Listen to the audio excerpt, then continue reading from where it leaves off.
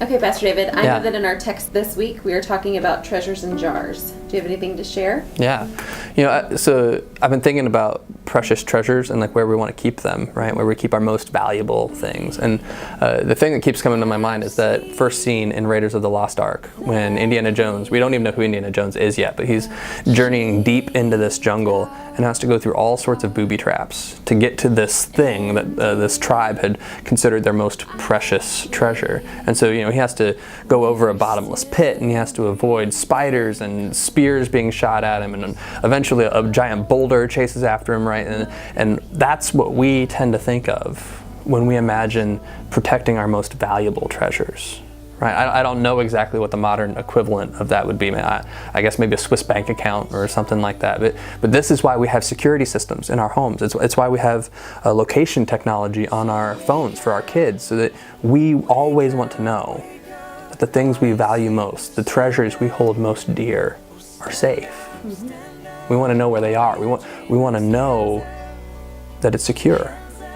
And yet Paul tells us that we have this treasure in clay jars, which is just mind-boggling, because clay jars were this commonplace, everyday, breakable thing, right? They were easily made, readily available, and you just kept normal stuff in them. You put flour in it, or water in it, or oil. You didn't keep precious things in a clay jar because the clay jar can be broken, because it's just common. Everybody's got it.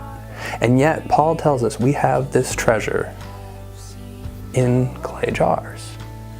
And so I've been thinking about what could Paul possibly want us to take from that? And what I keep coming back to is this notion that the treasure we have, right? When Paul tells us this is the treasure, is that Jesus Christ is crucified and risen, right? That we have this gift of God in Jesus Christ. That's our treasure. Mm-hmm. And so we keep it in clay jars for the exact reason that clay jars can be broken, for the exact reason that they're commonplace.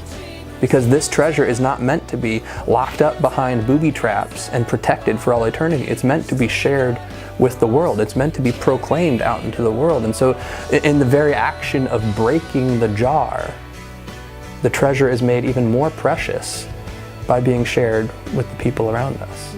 And the real gift of this text, then, of this story that Paul's trying to share with the Corinthians, is not just that we have a treasure in Jesus Christ, but that we are, in fact, we, our own selves, are God's treasure.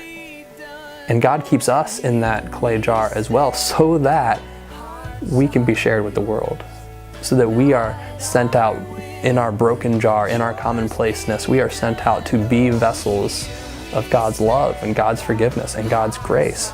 And that's the real joy and challenge of this text, that we are the treasure, that we are meant to be shared with the world too.